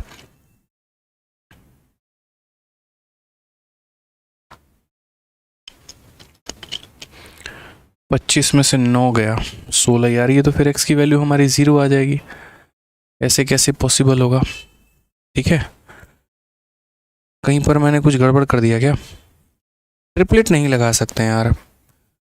ठीक है, ट्रिपलेट नहीं लगा सकते हैं थोड़ा सा। चलो अगर मानो इस तरीके से नहीं करेंगे तो हमारे पास एक और तरीका है, मेरे पास एक और तरीका है। और वो तरीका क्या है, मैं आपको वो भी तरीका बता देता हूँ, समझो। अगर मान लीजिए कि हम इसको इस तरीके से नहीं करेंगे तो हम इसको दूसरे तरीके से लेके जा सकते हैं। थोड़ा सा मुझे लग रहा है कहीं ना कहीं कुछ मिस्टेक हुआ, बाद में देखेंगे। हम इसको मेथड नंबर 2 से देख लेते हैं। किसका मेथड नंबर 2 भी मेरे भाई है यहाँ पे, और उसको हम किस तरीके से कर सकते हैं वो देखो। ठीक है, कुछ यहाँ मिस्टेक हुआ होगा कहीं पे। मेथड नंबर 2 में हम इसे कैसे करेंगे थोड़ा सा वो देख लीजिए आप लोग। तो यहाँ से हम इसे सबको हटा देते हैं, ठीक है, और ये सारा हाइट वाइट भी हटा देते हैं। और हाइट हटाने के बाद जो है यहाँ पे हम छोटी सी बात को समझते हैं। यहाँ पर हो सकता है कि ये 5 को मुझे इतना लेना पड़े, 4 इधर। चलिए देखिए, दूसरा नंबर तरीका हमारा क्या हो जाएगा। जैसे मान लो यहाँ पर ये हमारा 5 है, ये हमारा कितना है, 5 है। अगर ये हमारा 5 है तो हम एक पैरेललोग्राम बना लेते हैं। और पैरेललोग्राम बनाने के लिए मुझे यहाँ से कितना करना पड़ेगा, तो मुझे यहाँ से अगर ये 5 है तो एक 5 सेंटीमीटर की लाइन लेनी पड़ेगी। ये हमारा 6 है तो ये हमारा 6 हो जाएगा, और ये हमारा कितना हो जाएगा, 3 हो जाएगा। ठीक है, समझना मेरी बात को यहाँ पर कि ये अगर हमारा 5 था तो हमने 5 बना दिया, 6 है तो ऑटोमेटिक ये हमारा 6 हो जाएगा। क्यों, क्योंकि जैसे ये रेखा इसके समानांतर थी तो हमने इसके समानांतर एक रेखा बना दी और इसको मैंने कह दिया कि ये हमारा पैरेललोग्राम है। तो 5 के बराबर की एक लाइन मैंने खींच दी है। मैं यहाँ पर इस ट्रायंगल का एरिया निकालना चाहता हूँ, तो मैं इसका एरिया कैसे निकालूंगा वो समझो। 3 4 5 ऑटोमेटिक ये हमारा क्या बन गया, राइट एंगल ट्रायंगल बन गया। जिसमें अगर आप बात करेंगे ना मेरे भाई, तो ये एंगल हमारा कितना है, 90 है। तो यहाँ पर इस ट्रायंगल की अगर हम एरिया निकालते हैं, इस ट्रायंगल की अगर हम एरिया निकालते हैं तो यहाँ पर इसका एरिया जो आएगा वो हमारा कितना आ जाएगा। तो बोलोगे सर इसका जो एरिया असल में ये पता है क्या बन जाएगा, ये आपका एक तरीके से रेक्टेंगल बन जाएगा। आप सोचो ना, 3 4 और 5, 3 4 5 किस में लगता है, राइट एंगल में, जहाँ 3 और 4 के बीच में 90 होता है। तो एरिया हमारा किसके बराबर, तो एरिया हमारा हाफ इंटू ये हमारा कितना है, तो बेस हो गया, और ये हमारा कितना हो गया, हाइट हो गया। और हाइट की तो हमें आवश्यकता भी नहीं है, हम आपको और छोटा हाइट बता देते हैं। कारण मेरे भाई जब यहाँ पर ये 90 डिग्री है, अब जब ये 90 डिग्री हमारा साबित हो जाता है तो यहाँ इस फोटो को हम इस तरीके से तब्दील कर सकते हैं कि ये जो 4 है और ये जो 3 है इसके बीच में सीधा कोण है, यानी ये 4 है और उसके बाद हम बोलेंगे सर ये 3 है। फिर थोड़ा सीधी लाइन को इसको देखोगे तो ये तुम्हारा कितना है, तो 6 है। थोड़ा तुमने इसको टेढ़ा किया है तो ये तुम्हारा कितना है, तो मेरे भाई 5 है। और अगर ये मेरे भाई 5 है, देखते चलो ये फिगर तुम्हारा कैसे बन जाएगा। और ये फिगर तुम्हारा ऐसे बन गया मेरे भाई कि ये भी कितना है, 5 है, और बस ये वाली लेंथ तुम्हारी कितनी है, तो ये लेंथ तुम्हारी 6 है। समझ में आ गया मेरी बात को यहाँ पे? यानी मैंने आपसे क्या कहा कि यहाँ पर जैसे मैंने यहाँ पैरेललोग्राम इसको बनाया, तुरंत ये राइट एंगल ट्रायंगल बन गया, ये फोटो मेरा इसमें कन्वर्ट हो गया। और उसके बाद अगर मुझे एरिया निकालना है तो एरिया का फॉर्मूला क्या होगा, तो half into sum of parallel side, sum of parallel side. तो पैरेलल साइड का सम कितना हो जाएगा, 6, और प्लस कितना हो जाएगा मेरे भाई 9, और इनटू क्या हो जाएगा उसके बीच की हाइट हमारी, और हाइट हमारी कितनी निकल कर आ गई, 4। क्योंकि हाइट हमारा यहाँ क्या होता है, वो रेखा जो हमारा 90 डिग्री का कोण बनाए तो वो रेखा हमारी 4 हो जाएगी। ठीक है, तो यहाँ से हमने काटा 2 से 2 बार में, 15 का 2 गुना कितना हो जाएगा, 30 हो जाएगा। बहुत ज़्यादा कैलकुलेशन करने की आवश्यकता नहीं है। अगर इस सवाल में मेरे भाई यहाँ पर मान लो कि राइट एंगल नहीं बनता, उस केस में हम इस सवाल को कैसे बनाते हैं, उस केस में हम इस ट्रायंगल का एरिया निकालते हैं, उसके एरिया को half into base into height करके हाइट निकाल देते हैं।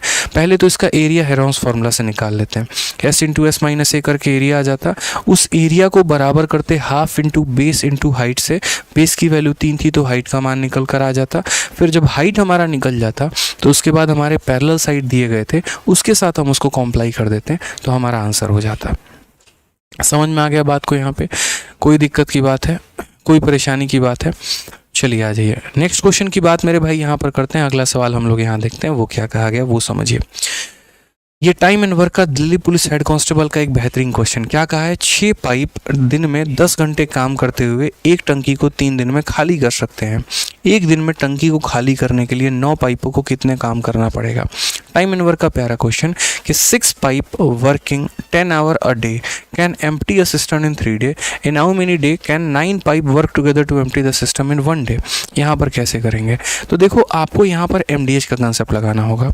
जब ऐसा सवाल आपके सामने आ जाए कि इतने लोग इतने दिन मिलकर किसी काम को इतने दिनों में कर सकते हैं और फलाने लोग फलाने दिन में मिलकर मेरे काम को इतने दिनों में कर सकते हैं, तो उस केस में क्या लगाते हैं, MDH का कंसेप्ट लगाते हैं। यानी हम यहाँ क्या बोलेंगे, तो M1 D1 H1 divided by मेरे भाई W1 बराबर हो जाएगा किसके, तो M2 D2 H2 divided by किसके, तो डिवाइडेड बाई मेरे भाई W2 के। बहुत ही प्यारा क्वेश्चन है। तो 6 पाइप हैं, रोज के रोज 10 घंटा काम करते हैं। कितने पाइप हो गए मेरे भाई, तो 6। कितना घंटा काम करेंगे, तो डेली का डेली 10 घंटा काम करेंगे। और एम्प्टी कर सकते हैं सिस्टम को कितने दिन में, तो बोलोगे सर यहाँ पर 3 दिनों में खाली कर सकते हैं। ये M हो गया, D हो गया, H हो गया, सीधी सी बात है यहाँ M D और H। और कहा गया how many hour can 9 pipe, कितने लोग मेरे भाई, तो 9 पाइप। यहाँ पर कितने घंटे, तो X घंटे डेली काम करेंगे ताकि सिस्टम पूरा का पूरा एक दिन में फिल हो जाए। ठीक है, तो यहाँ पर 3 से कितनी बार में, 3 बार में, और 3 से मेरे भाई कितनी बार में, 2 बार में। तो सीधा का सीधा X का मान कितना आ गया, X का मान हमारा 20 आ गया। ये हमारा करेक्ट आंसर है। ऑप्शन नंबर जो B है वो हमारा बिल्कुल सही उत्तर है। ठीक है भाई, कोई दिक्कत की बात है बताओ? चलिए आगे बढ़े।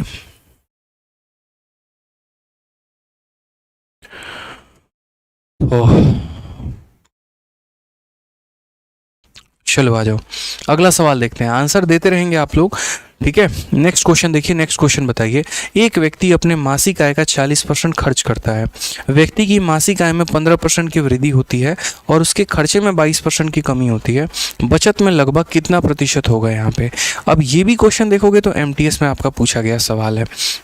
अब अगर हम यहाँ बात करते हैं तो समझो, परसेंटेज का ये एक ऐसा सवाल है जहाँ पर अगर आप देखेंगे तो ऐसा कहा जाता है आपके इनकम को इतना % बढ़ा दिया जाए, आपके खर्चे को इतना बढ़ा दिया जाए तो सेविंग पर क्या प्रभाव पड़ेगा।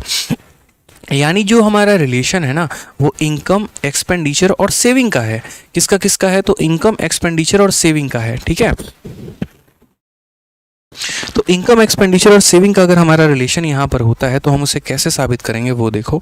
तो हम यहाँ अक्सर बोलते हैं कि सर इनकम जो है वो हमेशा कहाँ रहेगा, बीच में। एक्सपेंडिचर कहाँ रहेगा, यहाँ पे। सेविंग कहाँ रहेगा, यहाँ पे। और यहाँ क्या होगा, जितने % का इंक्रीज या डिक्रीज होगा वो लिख दीजिए सर।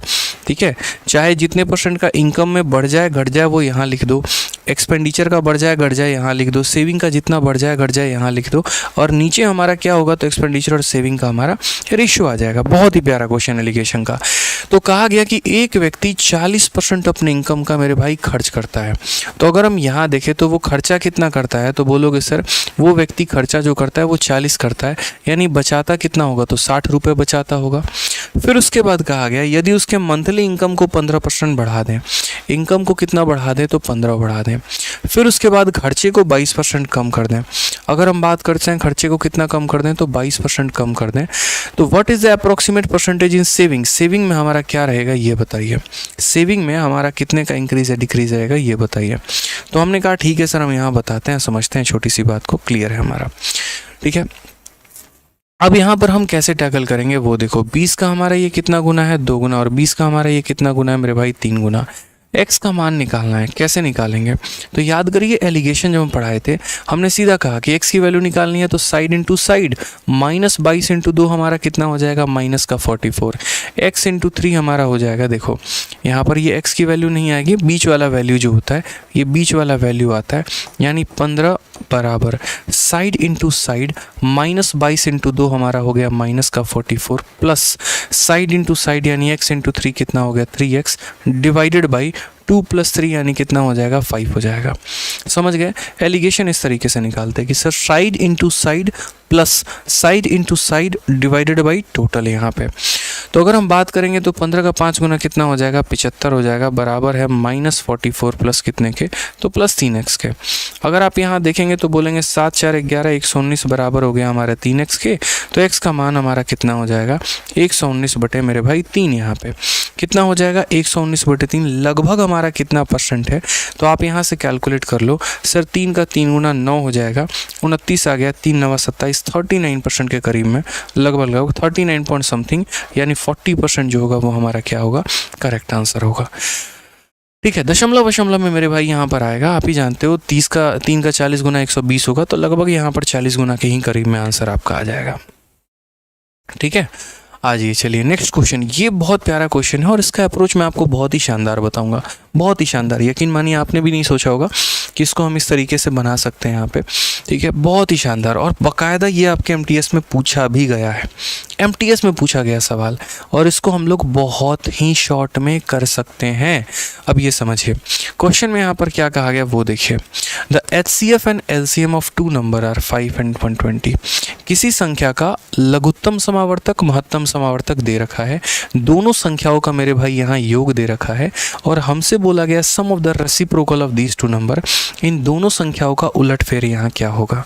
ठीक है, हिंदी में पढ़ ले तो दो संख्याओं का महत्तम समावर्तक, यानी अगर हम बात करते हैं तो HCF, और HCF कितना दे रखा है तो 5 दे रखा है, साथ में उनका LCM हमारा कितना दे रखा है तो LCM हमारा 120 दे रखा है। ठीक है, उसके बाद क्वेश्चन में यहाँ क्या कहा है, दोनों संख्याओं का योग, यानी अगर हम बात करते हैं तो a + b की वैल्यू हमारी कितनी है तो a + b का मान हमारा 55 है। ये भी दे रखा है कि सर दोनों का हमारा जो योग है वो हमारा कितना है 55 है। तो कहा गया इनका जो है यहाँ पर रेसिप्रोकल का योग बताओ। ठीक है, अब मैं आपको एक छोटी सी बात समझाता हूँ, रेसिप्रोकल का योग हमारा कैसे होगा ये समझो। ठीक है, रेसिप्रोकल का मतलब यहाँ पर क्या हो गया तो बोलोगे सर 1/a और प्लस कितना हो जाएगा 1/b। अब कई लोगों को यहाँ क्या लग रहा है कि हमें अलग अलग संख्या निकालनी पड़ेगी और संख्या निकाल कर जो है तो हमें इस सवाल को सॉल्व करना पड़ेगा। ना जी, आप बिल्कुल यहाँ पर गलत हैं, सही तरीके से यहाँ पर क्या हो जाएगा। ठीक है, सही तरीके से अगर हम बात करें यहाँ पर तो हम इसको कैसे सॉल्व करते हैं तो b × 1 b हो जाता है, a × 1 a हो जाता है, और डिवाइडेड बाई क्या हो जाता है तो ab। यानी अगर सही मायने में आप देखेंगे यहाँ पर तो इस सवाल को बनाने के लिए हमें क्या करना है, संख्याओं के सम को उसके प्रोडक्ट से डिवाइड करना है। संख्याओं का मेरे भाई सम कितना दे रखा है तो 55, और अगर हम उनके प्रोडक्ट की बात करते हैं तो इतिहास गवाह है जब जब हमने संख्याओं में पढ़ा है और जब जब हमने HCF LCM पढ़ा है तब तब हमने एक बात सीखा है कि दो संख्याओं का जो हमारा प्रोडक्ट होता है ना वो मेरे भाई बराबर होता है HCF × LCM के। समझ में आ गई मेरी बात यहाँ पे, यानी दो संख्याओं का प्रोडक्ट HCF × LCM, तो दो संख्याओं का जो प्रोडक्ट है वो HCF × LCM होगा, यानी 5 × कितना हो जाएगा 120 हो जाएगा। 5 से आपका कटा 11 बार में आंसर 11/120 आ गया। Option number B for Baahubali correct answer हो जाएगा। तो इस सवाल का आंसर मेरे भाई इस तरीके से देना था। अगर आपको कंसेप्ट बढ़िया लगा तो फटाक देना जो है वो वीडियो को लाइक करके 4000 प्लस लाइक पहुंचा दीजिए। लाइक करिए मेरे भाई। समझ गए यहाँ पे? क्लियर है? और अगर नंबर निकालना हो तो नंबर निकालने का भी हमने आपको तरीका बता रखा है कि पहला नंबर हमारा 5x हो जाएगा, दूसरा नंबर 5y हो जाएगा। तो 5 इंटू एक्स प्लस वाई की वैल्यू 55 आ जाएगी, तो x प्लस वाई का मान इतना हो जाएगा। फिर 5x इंटू 5y का मान हमारा इतना हो जाएगा। तो उस तरीके से निकाल लेंगे यहाँ पे नंबर। तो नंबर यहाँ लेना कोई दिक्कत की बात नहीं है यहाँ पे, ठीक है? समझ गए? आ जाइए, चलिए नेक्स्ट क्वेश्चन की बात यहाँ करते हैं। अगला सवाल देखते हैं। ये भी हमारा एमटीएस का बहुत ही प्यारा क्वेश्चन है। क्या कहा है वो देखो। हाँ, आज के सेशन का प्रिंटेबल पीडीएफ जो है मेरे भाई यहाँ पर वो आपको मिल जाएगा हमारे टेलीग्राम पे। वहाँ से आप डाउनलोड कर सकते हैं, वहाँ से आप पढ़ सकते हैं, कोई दिक्कत की बात नहीं है, ठीक है? चलो आ जाओ, नेक्स्ट क्वेश्चन देखते हैं। ब्याज वार्षिक रूप से संयोजित होने पर 18,000 रुपये की राशि 7% की वार्षिक ब्याज की दर पर 1260 है। समय अवधि ज्ञात करें। कितना आसान सवाल है। The compound interest on a sum of 18,000 at 7% per annum compounded annually is rupees इतना। What is the period of time. बहुत आसान सवाल मेरे भाई, सीधा 1 साल। बोलोगे सर कैसे पता कर लिए? अरे मेरे भाई यहाँ पर ये बात समझो, तुम्हारे पास पैसा कितना है तो 18,000 है। 1 साल में ब्याज कितना लगेगा? तो 1 साल में ब्याज तुम्हारा 7% लगेगा। मैंने यहाँ पर देखा कि ये ब्याज दिया गया और हमसे पूछा है बताओ ये कितने साल का ब्याज है। तो मैंने देखा यार इसका 18 इंटू 7 कितना होता है 126। 18 का 7 गुना 126 होता है और यहाँ 126 भाई साहब किस्मत से दे रखा है। यानी सीधी सी बात अगर हम यहाँ बोले तो हम क्या बोलेंगे सर 18,000 को अगर 7% के हिसाब से दें तो 1 साल का ब्याज कितना होगा। तो बोलोगे सर 18,000 को 7% के हिसाब से यानी 18,000 का 7% कितना होता है। तो 18,000 इंटू 7/100 यानी हो जाएगा सर कितना तो 1260। और यहाँ दे भी कितना रखा है 1260, यानी हमारा आंसर भी कितना होगा तो 1 साल होगा। भाई साहब आंसर देना शुरू करिए। बहुत धीरे धीरे आंसर आ रहा है, मजा नहीं आ रहा क्लास में है। ऐसे काम चलेगा बताओ?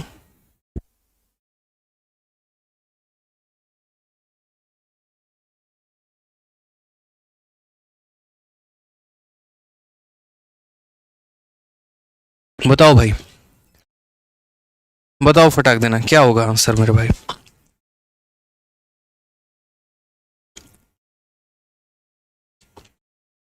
ठीक है, चलो आ जाओ। अब ये क्वेश्चन देखो मेरे भाई, ये यूपीएससी सीडीएस का एक बहुत ही बेहतरीन सवाल है और ये भी आपके पेपर में पूछा गया सवाल है। इस सवाल को हम देखते हैं हमें क्वेश्चन में क्या कहा है। ठीक है, समझिए। ऐसा क्वेश्चन ऑलरेडी पहले लेखपाल के पेपर में भी आ चुका है और इसके अलावा अलग अलग परीक्षाओं में भी आ चुका है। इस सवाल को हम कैसे टैकल करेंगे वो देखो। कहा क्या जाता है क्वेश्चन में, एक व्यापारिक लेन देन में ए ने बी को 20,000 रुपये लेन देन में दिया है, जो 5 वर्ष के ए ने बी को 20,000 रुपये देने हैं, यानी ए को 20,000 रुपये बी को देने हैं और कब 5 वर्षों के बाद दिए जाने हैं, और बी को ए से 12,000 रुपये देने हैं जो कि 4 वर्षों के बाद दिए जाने हैं। अब वे इसे 5% के दर पर साधारण ब्याज पर चुकता करना चाहते हैं, तो इसके निपटारे में कौन कितना पैसा देगा। यानी असल में पता है क्या, ये सिंपल इंटरेस्ट का एक बहुत ही बेहतरीन क्वेश्चन हो जाता है, जहाँ पर सवाल में हमसे ये कहा जाता है जैसे मानो मैं ए हूँ, ठीक है, और मैंने बी के व्यक्ति से पैसा लिया, उधारी पर लिया है, मेरा जीवन उसके उधारी पर चल रहा है। तो यहाँ पर कहानी ऐसी है कि यदि मैं अगर बी को पैसा दूंगा तो मुझे 20,000 रुपये देने पड़ेंगे, और कितने सालों के बाद देने पड़ेंगे, तो मुझे 5 सालों के बाद देना पड़ेगा। ठीक है, किस रेट पर मैंने पैसा लिया है, तो मैंने 5% पर पैसा लिया है। यानी ये जो 20,000 है वो मेरा क्या है, अमाउंट है। यानी वो 20,000 क्या है, अमाउंट है। तो अगर वो मेरा अमाउंट है तो पहले मैं अपना प्रिंसिपल पता कर लूँ। ठीक है, तो आपको भी ये बात पता है कि सर जो अमाउंट होता है वो हमारा क्या होता है, तो अमाउंट जो होता है वो प्रिंसिपल प्लस ब्याज होता है। प्रिंसिपल हमारा कितना होता है, तो 100% होता है, और ब्याज का मतलब क्या होता है, तो रेट इनटू टाइम होता है। सिंपल सी कहानी है यहाँ पे।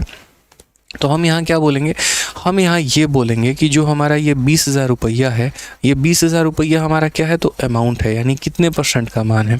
तो मानो मैं इस व्यक्ति को या मैं इस पैसे को 5 सालों के बाद दे रहा हूँ। 1 साल का ब्याज 5%, तो 5 साल का ब्याज कितना, 25%। 5 साल का ब्याज कितना होगा, 25%। यानी 100% मैंने लिया था, 25% का मैं ब्याज दूंगा, तो यानी मुझे देना कितना है, 125%। तो मैं यहाँ पर बोलूँगा कि ये हमारा 125% का मान है और मुझे पता कितने का करना है, तो 100% का। ठीक है, तो ये हमारा क्या हो जाएगा, जो ए ने उधारी लिया उसकी वैल्यू निकल के आ जाएगी। 25 का 5 बार में, 25 का 4 बार में, 5 से अगर हम काटते हैं मेरे भाई तो 4000, यानी कितना हो जाएगा, तो 16000 हो जाएगा। ठीक है, यानी कितना हो जाएगा मेरे भाई, तो 16000। यानी ए ने जो पैसा उधारी लिया है वो कितना लिया है, तो 16000 लिया है। या ऐसे कह ले, आज के आज अगर भुगतान करे ए अगर बी को, तो ए को 16000 रुपये बी को देने पड़ेंगे। मैं अगर आज भुगतान करने पर आ जाऊं तो मुझे 16000 रुपये देना पड़ेगा सामने वाले को। ठीक है, फिर उसके बाद हम बात करते हैं बी को लेकर। यहाँ पे बी जो है अगर पैसा देगा तो 12000 रुपये देगा, और वो भी कितने सालों के बाद, तो 4 साल के बाद। अब आप मुझे एक बात बताओ, ये 12000 हमारा कितने का वैल्यू होगा? तो बोलोगे सर देखो ये आपका अमाउंट है, और अमाउंट का मतलब क्या होता है, प्रिंसिपल जमा ब्याज। यानी प्रिंसिपल कितना, तो 100%, और ब्याज कितना, 1 साल में 5%, तो 4 सालों में 20%। ठीक है, 1 साल में 5%, तो 4 सालों में 20%, यानी मेरे भाई मुझे उसको 120% वैल्यू देनी है। तो यानी ये जो पैसा दिया गया ये कितना है, तो यानी 120% का मान है। और अगर आज के समय पता करो, यानी प्रिंसिपल पता करो, तो 100% का मान पता करना है। 120 से इसे ख़त्म कर दिया तो कितना हो जाएगा मेरे भाई, 10000। यानी ए बी को कितने रुपए देगा, 16000, और बी ए को कितना देगा, 10000। दोनों का डिफरेंस कितने का, 6000। तो यानी ए को जो है वो 6000 रुपये देने पड़ेंगे बी को। मैं आपको 16000 दूंगा, आप मुझे 6000 देंगे। यानी इसका मतलब यहाँ पर ये हुआ, पहले आपने मैं आपको 16000 दूंगा, आप मुझे 10000 देंगे। आपका 10000 मैंने लेके रख लिया, मैंने आपको 16000 दे दिया। यानी हमारा अंतर कितने का, तो अल्टीमेटली सेटलमेंट के वक्त मैंने आपको आपसे 6000 रुपये ज़्यादा दिए हैं। तो करेक्ट ऑप्शन कौन सा हो जाएगा, ऑप्शन नंबर सी हो जाएगा मेरे भाई। ठीक है, आ जाओ CHSL का एक और प्यारा क्वेश्चन, टाइम एंड वर्क का। ये भी सवाल बहुत प्यारा है, हम यहाँ दे सकते हैं आंसर, समझिएगा। क्या कहा गया, S does half as much work as T in 1/8 of the time taken by T. If they together can complete a work in 60 days, then in how many days can S alone take to complete that work? कितना प्यारा question है यहाँ पे। ठीक है, तो यहाँ पर हम बोलेंगे सर देखिए, S जो है यहाँ पर half, S does half as much work as T। ठीक है, यानी यहाँ पर भी सेम कंसेप्ट हमारा लगेगा। जब भी टाइम एंड वर्क में यहाँ पर ये बात आ जाए कि कोई व्यक्ति किसी का कितना काम करता है और कितने समय के लिए करता है, तो मेरे भाई वहाँ पर बहुत ही बेहतरीन तरीके से MDH कंसेप्ट हम यहाँ लगा देते हैं। क्या लगा देते हैं मेरे भाई, तो MDH कंसेप्ट यहाँ पर लगा देते हैं। तो MDH कंसेप्ट में हम यहाँ क्या बोलेंगे, तो हम बोलेंगे sir M1 D1 H1 upon W1 बराबर हो जाएगा किसके, तो बराबर हो जाएगा मेरे भाई यहाँ पर M2 हो जाएगा, D2 हो जाएगा, H2 हो जाएगा अपॉन किसके, तो W2 के यहाँ पे। ठीक है, बहुत ही आसान। तो अगर हम बात करते हैं तो यहाँ S does half as much work as T, यानी अगर हम बात करेंगे तो यहाँ दो लोगों के बीच में काम, तो S ने जो काम किया वो T का आधा काम किया है। यानी अगर ये 2 यूनिट काम करता है तो ये 2 का आधा 1 यूनिट काम करेगा। फिर उसके बाद यहाँ पर इन 1/8 of the time taken by T, यानी T जितना समय लेता है उसका 1/8 भाग। तो यानी ऐसे समझ लीजिए, अगर ये व्यक्ति 8 घंटे ले रहा है तो ये व्यक्ति हमारा कितना लेगा, तो 1 घंटा लेगा, इसका 1/8 लेगा यहाँ पे। ठीक है, ये किसकी चर्चा की गई है, तो S की। मान लो S की एफिशिएंसी S है और T की एफिशिएंसी कितनी है, T है। तो यहाँ पर अगर हम बात करते हैं मेरे भाई, तो यहाँ पर अगर हम समझेंगे तो ये S अपॉन T जो है वो हमारा कितना हो जाएगा, 4/1। यानी ये इनके क्षमता का अनुपात हमारा आ गया है। ये हमारा क्या आ गया, इनके क्षमता का अनुपात आ गया। समझ गए मेरी बातों को यहाँ पर कि S does half work as T, यानी इसका आधा काम करता है। फिर उसके बाद इसका 1/8 भाग में काम यहाँ करता है। ठीक है, छोटी सी बात थी, इनकी क्षमता का अनुपात आ गया। क्वेश्चन में कहा गया if they together can complete a work in 60 days, यदि वह मिलकर उस काम को 60 दिनों में करेंगे तो हमारा टोटल वर्क कितना होगा, ये बताओ। एक दिन में ये लोग 5 यूनिट काम करते हैं, तो 60 दिनों में कितना काम करेंगे, तो ये टोटल वर्क है। और कहा गया है कि यहाँ पर इसी काम को अगर S अलोन करेगा तो कितना समय लगेगा। S की क्षमता कितनी है, 4, तो यहाँ ये काम है और एक दिन में ये बंदा 4 यूनिट काम करेगा, तो मेरे भाई कितना हो जाएगा, तो बोलोगे तो सर बोलोगे 75 दिन। ऑप्शन नंबर जो सी है वो हमारा क्या है, करेक्ट आंसर है। तो जब भी ऐसा सवाल आता है तो उस केस में हम यहाँ पर कौन सा मेथड अप्लाई करेंगे, तो उस केस में हम सीधा यहाँ पर बोलेंगे कि सर टाइम एंड वर्क वाला जो अपना कंसेप्ट है उसे अप्लाई करिए, हमारा आंसर मेरे भाई आ जाएगा। ठीक है। एक ये क्वेश्चन देखिए, हमारा ये वाला सवाल भी है, बहुत ही प्यारा क्वेश्चन है। देखिए आपका मेंसुरेशन का पूछा गया, बढ़िया सवाल है। यहाँ पे कहा गया है smaller circle touches a bigger circle internally and also passes through the center O of the bigger circle. Area of a smaller circle is 192, area of bigger circle is, ठीक है। यानी यहाँ पर क्वेश्चन में क्या कहा है, तो क्वेश्चन में मेरे भाई यहाँ पर ये बोला कि देखो एक बड़ा सर्कल है तुम्हारा, और उसके बाद यहाँ पर ये बोला गया है कि एक तुम्हारा छोटा सर्कल है, और छोटे वाले की कहानी कुछ इस प्रकार से है कि ये बड़े वाले को टच भी करती है और साथ में यहाँ पर बड़े वाले के सेंटर से भी होकर गुजरती है। ठीक है। छोटे वाले का हमारा क्षेत्रफल दे रखा है, और कितना दे रखा है 192, और बड़े वाले का क्षेत्रफल हमसे पूछा गया है कि सर ये छोटे वाले का एरिया हमारा है और छोटे वाले का एरिया हमारा कितना है 192 है। ठीक है। मैंने यहाँ पर कहा ठीक है सर हम इसको कैलकुलेट करते हैं। मान लीजिए ये छोटे वाले का है, तो छोटे वाले का अगर हम बात करते हैं तो रेडियस हमारा r होगा और ये हमारा कितना हो जाएगा r। ठीक है। तो यहाँ पर तो छोटे वाले का जो एरिया होगा वो कितना होगा, तो पाई इंटू r का होल स्क्वायर, और ये हमारा बराबर हो जाएगा किसके, तो ये बराबर हो जाएगा हमारा 192 के, क्योंकि सवाल में बोला है ना छोटे वाले का क्षेत्रफल 192 है। तो यहाँ पर हम क्या करेंगे, तो यहाँ पर हम बोलेंगे सर पाई की वैल्यू हमारी कितनी है, तो पाई की वैल्यू हमारी 22/7 है। ठीक है।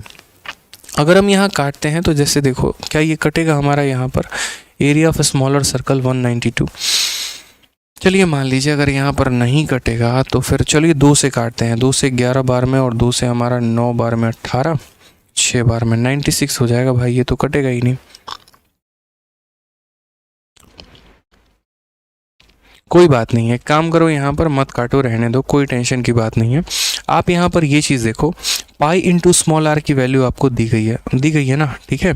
और आपको यहाँ पता क्या करना है, तो एरिया ऑफ बिगर सर्कल, कुछ मत करो मेरे भाई, बहुत आसान है, इसका यहाँ पर 4 गुना करना है और कोई काम नहीं करना है। कारण हम आपको बताते हैं, इतना ड्रामेबाजी हमें नहीं सहना है। यहाँ पर अगर आप देखोगे तो छोटे वाले सर्कल और बड़े वाले सर्कल का रेडियस का रेशियो देखो, तो जैसे मानो यहाँ पर छोटे वाले का रेडियस अगर 1 यूनिट है, आप ऐसे समझ लीजिए यहाँ पर कि ये बड़ा वाला सर्कल है और ये छोटा वाला सर्कल है, तो अगर इनके रेडियस का रेशियो हम देखेंगे तो छोटे वाले का रेडियस हमारा अगर 1 यूनिट है तो बड़े वाले का रेडियस हमारा कितना है, तो मेरे भाई 2 यूनिट है। ये हमारा रेडियस का रेशियो, और अगर ये रेडियस का रेशियो है तो एरिया का रेशियो हमारा कितना हो जाएगा, 1 है तो 2 का स्क्वायर कितना हो जाएगा, 4 हो जाएगा। क्योंकि आपको पता है कि जो रेडियस रेशियो का होता है, जो रेशियो रेडियस का होता है उसका स्क्वायर कर देंगे तो एरिया का रेशियो आ जाता है।